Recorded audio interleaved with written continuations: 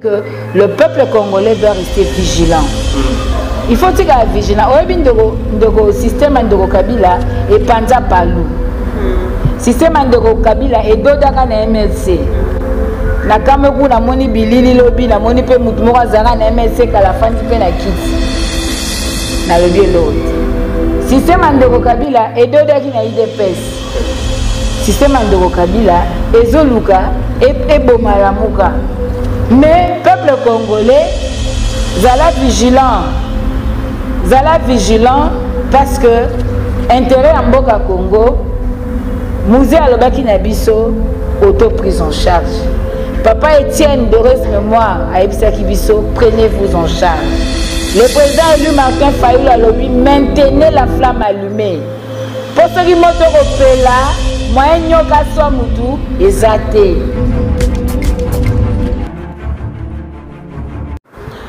Bote ba yimboka bobele miebele liboso ba itando eke to pe ba téléphone na bino na tina ya kolanda manaka na bino masolo ya mboka. Masolo ya mboka une émission qui ne parle pas seulement sur la politique mais touche à kabakouche nyonso. Yango lelo to bele mina lingomba ya Martin Fayulu décidé pour que to ko ndongwana makanisi par rapport ya position na yeto c'est comment na nkolo ya lobi mona mboka Jean-Pierre Bemba akenda ki bongo ko répondre à l'invitation du chef de l'État parce que à l'ancien qui appelle solennel na moto nyonso topé na lamuka moto nyonso sengeli ko pesa makanisine par rapport à la consultation yango to monaki présence sur Jean-Pierre Bemba Gombo et mokolo ya lobi le 6 ko bele mabongo Moïse Katumbi na cadre kaka ya ba consultation kasi to yeba parce que peuple congolais etikali bongo sans informer sans position yango toye na kati ya parti décidé pour que tokoka kozwa makanisi ya mona mboka Martin Fayulu par rapport ya position na ye na bongo tokosola na communicatrice ya décidé Maman Chantal Moboni totiki bino bolanda vraiment na boké binyoso émission ya mokolo lelo. Bon, parti décidé c'est bien. Maman Chantal chargée de communication décidé. Décidé va très bien, le président élu Martin Fayulu va très bien, sauf que Congo Ndezokende Mabe Makassi, mais nous savons que c'est encore possible de mieux faire sous leadership du président Martin Fayulu, complicité à un peuple et toujours dans la défense des valeurs. Il y a la constitution, na respect à l'état de droit, tout en préservant la souveraineté du peuple congolais. Donc, voilà, ça c'est bien dit. Alors, la MOCA au grand complet, je pense. Je ne sais pas ce que tu veux dire, parce que la MOCA c'est toi, la MOCA c'est moi, nous sommes là. Donc, dans le sujet d'actualité, Marambo est allé en consultation de MOCA parce que la Ligue congolaise, nous avons MOCA. Et d'abord, ma solo en gros, avec une consultation, ma PC appelle dans la Ligue, tout à l'heure qui n'a depuis en gros comment est-ce que le jeu de Tambaki, Bande Boisseni, Sensa, ma confession religieuse. Déjà, dans notre jeu, moi, les loba, on a masculin une consultation. Nani a consulté? Le chef de l'État. Médecin, généraliste, spécialiste, qui est malade, qui souffre de quoi? Qui doit voir qui? Au peuple de répondre. Maman Chantal. Votre équipe est un peu moins dans la suspense parce que tout le monde a consulté qui est malade. Et ça juste consultation, appel pathétique au Mokonzamboka à Pesaki pour na kondongwana kozwa makanisi ya moko na moko étant que acteur politique pour na bonne évolution ya mboka. Vous n'êtes pas informé pour cela? Ok, merci. Si de ça qu'il s'agit, Nalanda qui est Ndeko Félix. Alexa Kibiso, point de divergence au Azanango na coalition la Bango FCC Cash.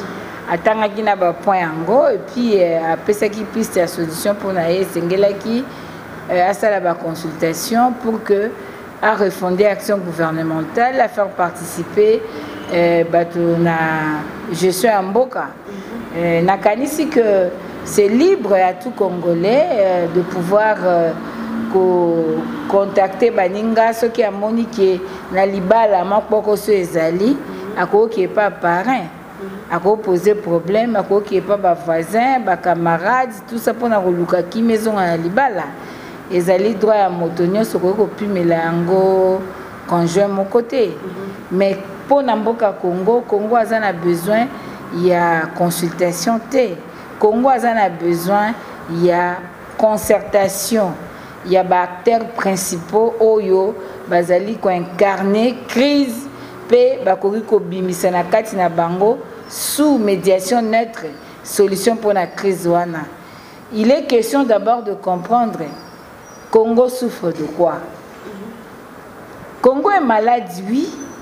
Tout ce que nous voyons ici, il y a encore des symptômes, il y a maladie. Fièvre, il y a symptômes. Infection des pathologies. Mais si vous voulez soigner fièvre, commençons par soigner la pathologie qui est l'infection. C'est ce que je veux dire. Le Congo est malade, il y a illégitimité. Le Congo a l'infection depuis 60 jusqu'à ces jours. Le Congo souffre aujourd'hui à cause du hold-up électoral il y a décembre 2018. Le Congo a une crise aujourd'hui qui est post-électorale parce que le Congo n'a pas des institutions et des animateurs légitimes mandatés pour agir au nom et pour le compte du peuple. C'est pour cela que pour résoudre la crise, le président élu Martin Fayulu a la proposition de sortie des crises. Ce n'est pas pour se partager le pouvoir, ce n'est pas pour accéder au gouvernement, mais c'est pour mettre des réformes au niveau de la CENI, de la Cour constitutionnelle, de la loi électorale, de défense et sécurité, du Haut Conseil des droits de l'homme, de CESAC, pour pouvoir garantir la vérité des urnes pendant les élections à venir que nous voulons anticiper. Maman Chantal, pour ne pas vous interrompre, vous avez parlé de la sortie des crises que le président Martin Fayulu élit, selon vous, qui avait proposé. Et pourquoi ne pas aller aussi auprès du chef de l'État, comme il a ouvert grandement ses bras, et puis donner ce genre d'idées pour l'avancement du pays? C'est ce que je suis en train de dire. La proposition de sortie des crises ne demande pas à un acteur supposé être problème à la crise de convoquer les autres. La proposition de sortie de crise n'a pas dit que le président Martin Fayulu a convoqué les autres, ni le président Mouzito a convoqué les autres, ou M. Félix Tshisekedi a convoqué les autres. Non. La proposition de sortie de crise, c'est-à-dire nous, qui estimons qu'on a volé la souveraineté du peuple, et vous qui estimez que vous aviez gagné les élections, mettons-nous ensemble sous une médiation nette, ça peut être la CENCO, ça peut être les CC, ça peut être l'organisation régionale, et partout, je ne sais pas, je donne seulement quelques pistes, ça peut être ce genre-là, mais qui doivent maintenant nous aider après discussion, à mettre en place des réformes pour faire décoller les pays. Donc, la crise ici, dont question pour ces consultations, c'est la crise de la coalition FCC-CACH. Ce sont les affaires de ménage. Et c'est bien détaillé, ils se battent. O Alingi, Cour constitutionnelle, O Alingi, Seni, O Alingi, Yende Akamba, Nani, Monsieur qui c'est ça, O Alingi, Yende Aza, tout ça pour Mouknos Alingi, que tant que l'élection Kokoma, Naza la gang qui vis-à-vis à Mouninga. Ça, c'est une crise de ménage. Mais ça ne demande pas qu'on discute au peuple, aux consultations, aux nini. Non. Parce que le problème est dans l'Ambokezani. Il y a un président élu, Martin Fayulu, qui a réclamé victoire. Tous les gens Félix Tshisekedi, qui a gagné, n'a proclamé et conditionné les intérimaires. Tous le peuple congolais a estimé que le président est et c'est exercé. Tous le peuple a estimé que le président n'a pas exercé. Maintenant, qu'est-ce qu'il faut faire? Il faut moto azali en dehors à conflit azalawana afandisa bana mboka poto luka alors to sala nini to boma Congo pona yango te to discuter to sala ba réforme nyoso ekomi po seni trahir biso eloko ni to sala po seni a lobby et battre l'ampifo ya ba imboka conformément à l'article 5. Nyoso dozu le lopo cour constitutionnel et trahir biso. Tout ça la nini pour le cour constitutionnel et puis sa biso moto yo peuple aponaki. Donc c'est ça la question. Donc question égalité, il y a quand même biso na confusion. Les lots autour la distraction. Vous perdez le temps. Bolobi, vous consultez, vous comme un médecin. Mais consulter Minembwe aujourd'hui, le peuple est en train de souffrir. L'intégrité territoriale est menacée. C'est ça le problème. Donc nous avons proposé le plan de sortie de crise et estimons que ces plans sont la solution salvatrice pour Namboka et demandons à Baninga que tout éviter qu'on soigne fièvre. Fièvre est un symptôme pamba. Tout l'andandé infection est Mboka. Nous sommes conséquence à illégitimité. Et voilà, Maman Chantal Moboni, vous êtes vraiment une brave femme et une femme intelligente.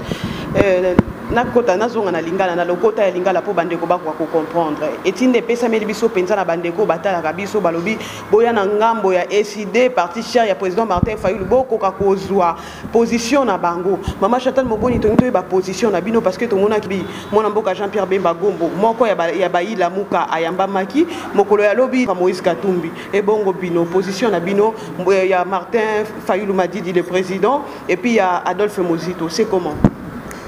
Merci beaucoup Ndeko. Nazo ebisa bana mboka Congo, bana diaspora, bayoka malamu. Congo ma patrie, Congo mon pays. Soko sakani na Congo, osakani na venir à la génération nyoso koya na sima. Le Congo va mal. On doit sauver le Congo. Et pour sauver le Congo, nous devons faire des réformes. Qu'on participe au gouvernement et un intérêt personnel. Coco Tababenga au gouvernement des saluts publics, au de l'Union nationale, aux unions sacrées, c'est pour les intérêts égoïstes et personnels. Parce que là, le peuple ne se retrouve pas et ne va jamais se retrouver. Mais respecter la volonté du peuple permettra que l'autorité à la redevable de peuple assurer bien-être du peuple. Pour que ceux qui sali en côté peuple a sanctionné bango, peuple a pona batomo susu. Aujourd'hui, accepter Félix Tshisekedi, c'est accepter Kabila. Ils sont en mariage, dans la coalition. Ils sont ensemble. À moins que vous annoncez déjà rupture, il y a coalition. Excusez-moi. Vous n'êtes pas informé, madame. Excusez-moi. Excusez-moi. Il faut éviter qu'on soit deal et comme la constitution. S'il te plaît, la constitution en Mboka, bateau basangani. Basali majorité na bango babengi parlementaire o bande kwa IDPS balobi majorité artificielle o bande kwa IDPS balobi ba député nommé ba créer majorité artificielle ya bango basali makambo na bango etali bisote bisoto za kuna te mais question eza lelo ezali ba divergence ya bato ba na coalition et ko kozamboka en otage te. Très bien. Il faut s'assumer. Le pays doit fonctionner conformément à la loi de la République.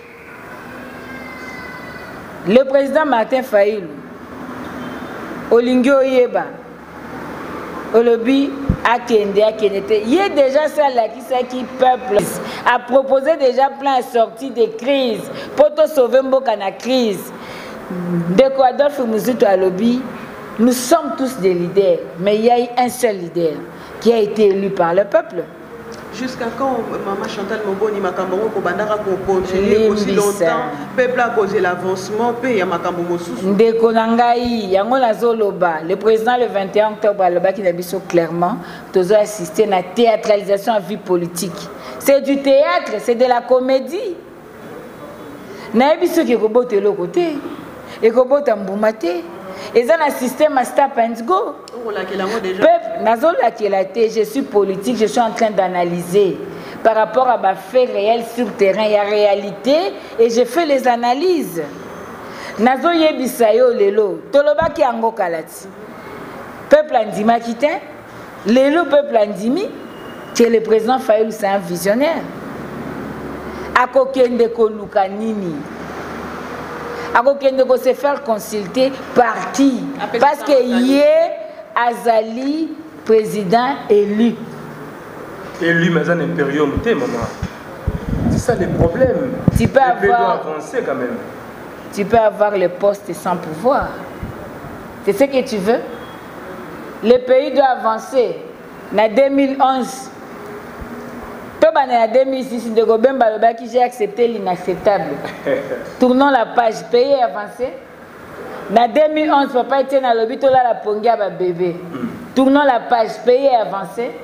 Au lieu d'être fier d'avoir un leader charismatique, qui est porté par son peuple, dès après l'ordre électoral, qui maintient la flamme allumée dans son peuple. Au Azolo Balobi, plus jamais ça. Qui veut lutter un combat des générations futures. Pour na kobongisa kwa planning de là, que biso tonyo kwami, mais bakoko na biso, bana na biso bakoya, bakuta Congo o etosaka la volonté du peuple. À un tel homme, il faut de la considération. Merci. Il faut, non, permettre un analyse. Il faut de l'estime. C'est quoi avancer? Quand on fait le gouvernement de large union nationale, pour avancer la ligne, au lieu de réduire le train de vie des institutions, pour s'occuper d'un peuple, vous devez élargir. Les autres, le gouvernement, 63 ministres, ceux qui 66, ceux combien? 66. Ceux qui 66. Tout ça, la union nationale, tout comme il y a 100 ministres. Nous sommes aussi la gaga l'institution. Quand est-ce qu'on va s'occuper du peuple? Dans l'entretemps, vous êtes là, au Bunda, poste, pour Bassani, Minembwe, Ezawa. Na Beni, Batubazolela. Na Djougou, Batubazogam. Na Kisasa Nzala. Dollar est comme 20. Aucune mesure sociale musclée pour le bien-être du peuple. Pensez-vous que si Martin Fayulu avait reçu ses pouvoirs, il allait bien gouverner puis résoudre la question sociale directement comme ça dans 2 ans, comme fait Félix Antoine Tshisekedi Tshilombo, madame? Avec merci la situation beaucoup. Chaotique du pays. Excusez-moi. Très bien, madame. Merci beaucoup. Si le président Martin Fayulu était élu, il a été élu réellement. Il faut plutôt demander s'il avait exercé son pouvoir. Merci pour la ok. S'il avait exercé ses pouvoirs. Excusez-moi. Merci beaucoup, continuez. Excusez-moi. Merci. Moi, je suis en train de dire ce que je dois dire. Très bien. Le président Martin Fayulu a été élu par son peuple. Il n'exerce pas parce qu'il y a eu un deal privé qui a remplacé la Constitution. Il n'exerce pas, mais il est toujours porté par ce peuple. Si la vérité des urnes était respectée, moi je serais dans l'hémicycle. Pour te dire déjà que cette fameuse majorité dont dit l'IDPS artificielle ne serait pas là. Il y aurait de vrais élus du peuple qui seraient dans l'hémicycle et qui traiteraient de problèmes du peuple. C'est pour vous dire que ces élus devraient être redevables et devaient donner à la République de lois favorisant l'émergence sociale de la population. Depuis qu'ils sont là, il n'y a que des lois qui cherchent à confisquer l'indépendance de la justice, qui cherchent le positionnement, qui cherchent la hausse de salaire des députés, qui cherchent leurs intérêts. Est-ce qu'il y a des lois favorables au bien-être social de la population? Nous avons eu la coronavirus ici. Aucune mesure musclée n'est sortie de ce Parlement en faveur du peuple. Jusque-là, le peuple est en train de subir les conséquences de ce coronavirus. Donc pour vous dire, madame, moi je parle RDC, je ne parle pas individu. Nous devons marcher selon le principe. Le patriotisme est constitutionnel. Je suis congolais, je respecte ma constitution. Et ma constitution me dit, le pouvoir émane du peuple. Et c'est lui qui est choisi par le peuple, c'est celui-là qui doit exercer. Je dois avoir le civisme, je dois avoir la citoyenneté. Congo, mon pays, je n'ai que le Congo. Et quand je parle de mon pays, je ne blague pas. C'est pour cela que je dis. C'est le peuple qui a fondé la Mouka. C'était sur Triomphal, nous sommes sur l'avenue Triomphal. Le 29 septembre 2018. Pour ne pas vous interrompre, de l'autre côté, on dit que c'est le président Félix Tshisekedi Tshilombo qui a formé la Mouka. Le nom de la Mouka vient de lui. Excusez-moi, je suis en train de parler de l'histoire de mon pays. Ça fait partie. Il y a des gens, oui. Il y a des gens qui ont peut-être besoin d'actualiser leur histoire. Et il y a des gens qui confondent aussi la propagande et l'analyse politique. Voilà, nous voulons avoir les clés. Je continue en français? Non, comme vous voulez aussi. Ok, merci. Soyez bilingue, madame. Ok. J'aimerais dire ceci. La Mouka a été créée sur demande de la population le 29 septembre 2018. Cette population a demandé aux 7 leaders de l'époque de donner un candidat commun.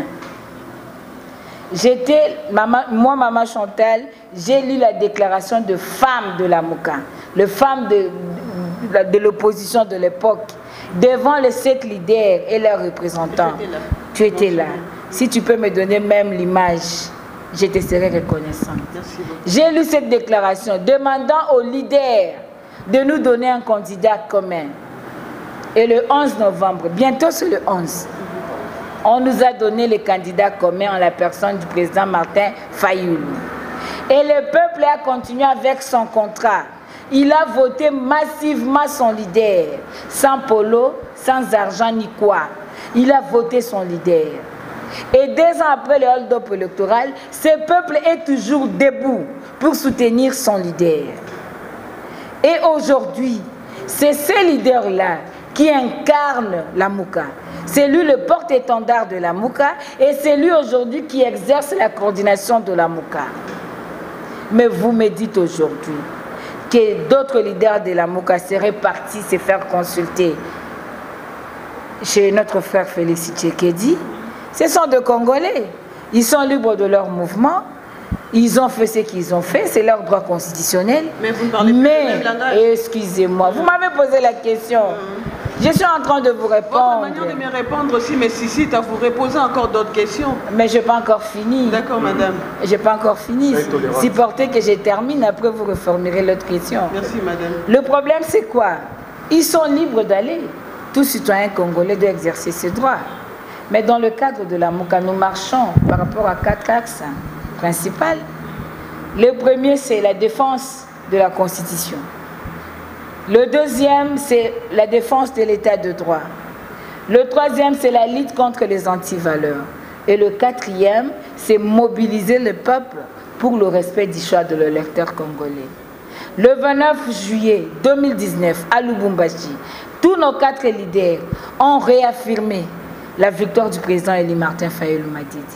Et se sont engagés à mobiliser le peuple pour le respect du choix de l'électeur congolais. Et aujourd'hui, si parmi nos leaders, certains iraient se faire consulter, c'est au peuple créateur de la Mouka de prendre acte. C'est au peuple de tirer les conséquences. Ce n'est pas à nous. Parce que la Mouka n'appartient ni au président Martin Fayoulou, ni au président Bemba, ni au président Mouzito, ni au président Moïse. Mais la Mouka appartient au peuple. Parce que c'est ce peuple-là qui a créé la Mouka. C'est sur demande de ces peuples-là. Et aujourd'hui, c'est au peuple de prendre acte. Que voulez-vous que je dise? Nous constatons ensemble, vous et nous, mais nous sommes fiers parce que nous avons choisi le bon côté. Voilà, merci beaucoup, Maman Chantal. Je crois que Bandeko va vous la question, vous comprendre matière de ça. Mais tout ça est quand même clair. Ce qui est vrai, il y a ce qu'on appelle des manques de sincérité. La Mouka n'existe que de nous. Parce que Bobonaki n'a esprit moko, même moral, mais au fur du temps, de comprendre que la Mouka est égale qui chasse à Fayoulou, Nandiko Mouzito. La Mouka peut nous la Mouka internationale. il y a Ndeko Katumbi na Ndeko Bemba. Ndeko Félix Dessa qui est déjà mon mokonzi mboka. Sincèrement, tant que mon équipe mon mboka Jean-Pierre Bemba être consulté par le président Fachi na qui j'ai na bino na Faden House mon mboka frère le bakini. Et puis s'il était le jeudi, lobby vendredi babengi biso pa bande ko la muka ke boya e Moïse Katumbi azana nzela. Pepo okita lobby na avant midi na aéroport en Njili. Motuna ka ya mukuse est-ce que ndeko Mozitu na ndeko Fayulu ba zapper l'aéroport pour na kozande ko Katumbi boko ça la pe kuna parce que bo mobiliser biso na télévision que peuple boya ebele la muka ya ngoyo Katumbi azokita na Kinshasa est-ce que bino boko za na aéroport Kinshasa. Ok, merci Ndeko. Nakanisi vérité yozoluka. Yango na ucholoba. Très bien.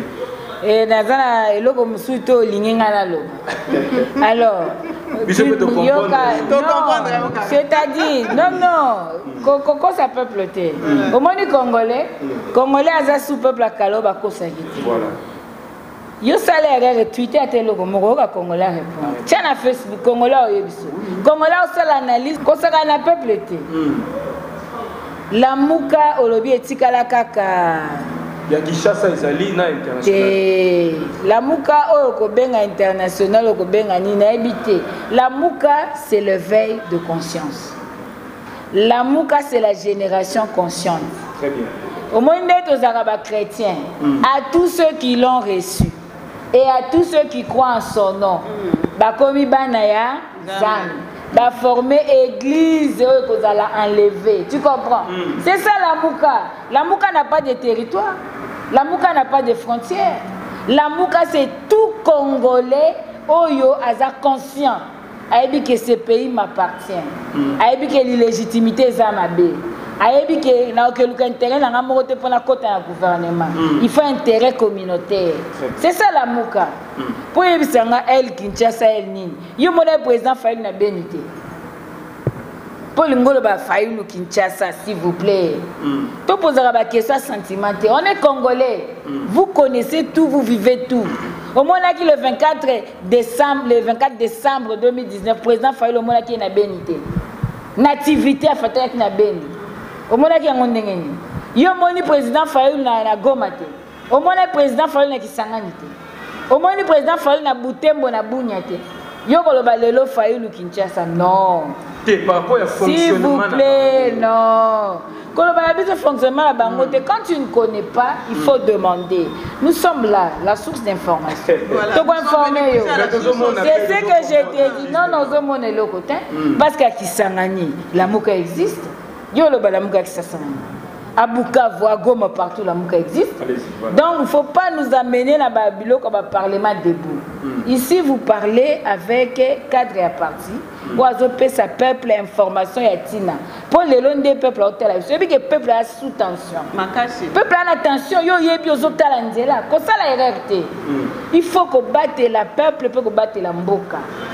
Biso, Atatoyoki, Ndeko, Katumbi Azoya Lobi. Yo lingo privé congolais, liberté de circulation. Le privé était, il doit circuler, c'est ses droits. Est-ce que Talinga ina kota na makambu ya circulation?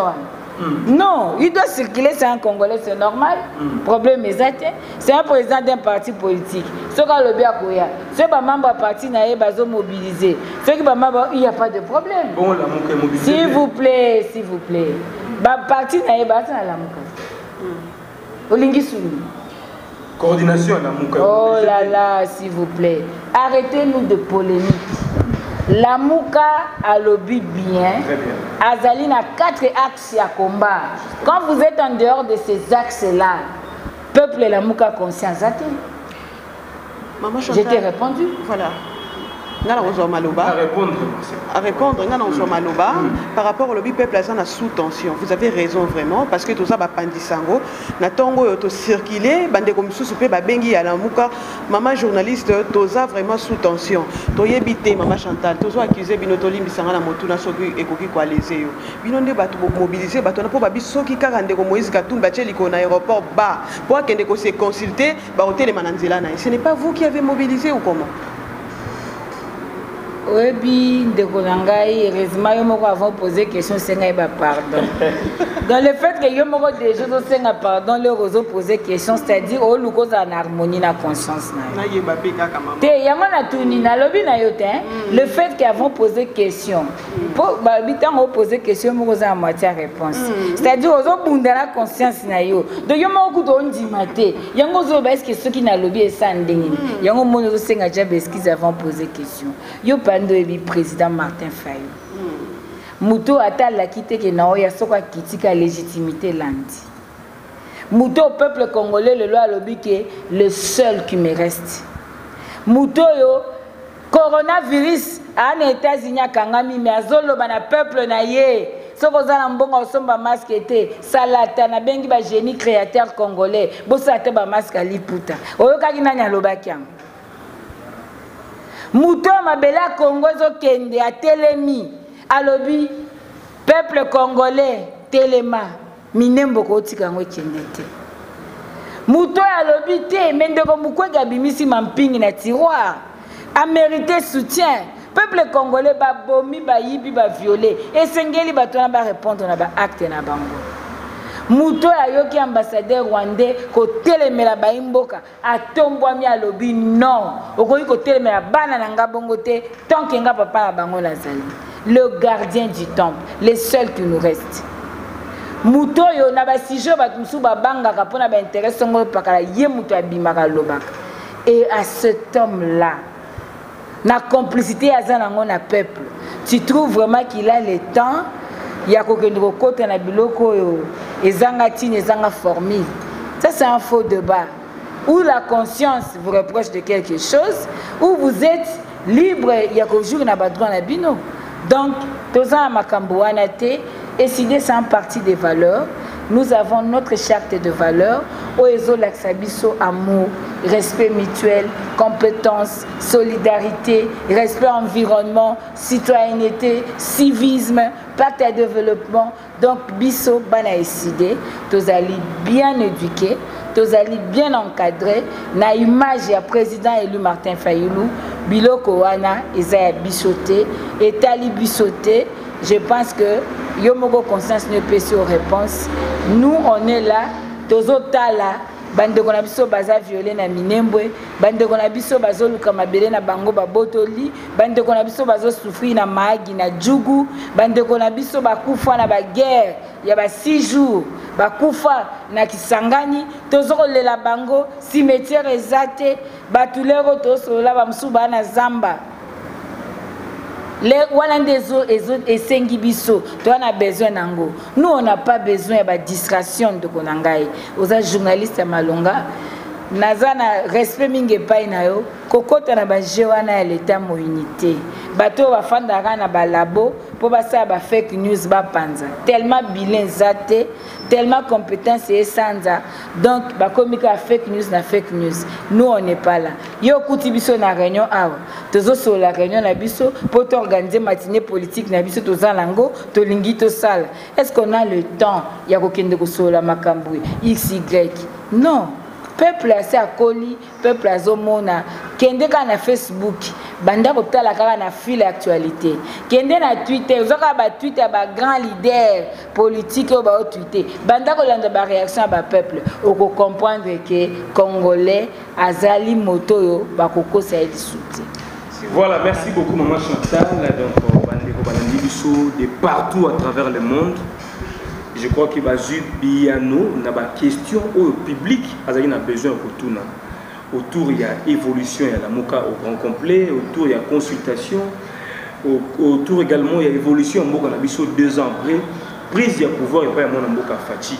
Mais pour que tu boucler quand même en solo na Kitoko, le lot c'est clair, mon MOCA fait leur côté consultation comme vous l'avez dit, et après, ma solo niveau ya sima.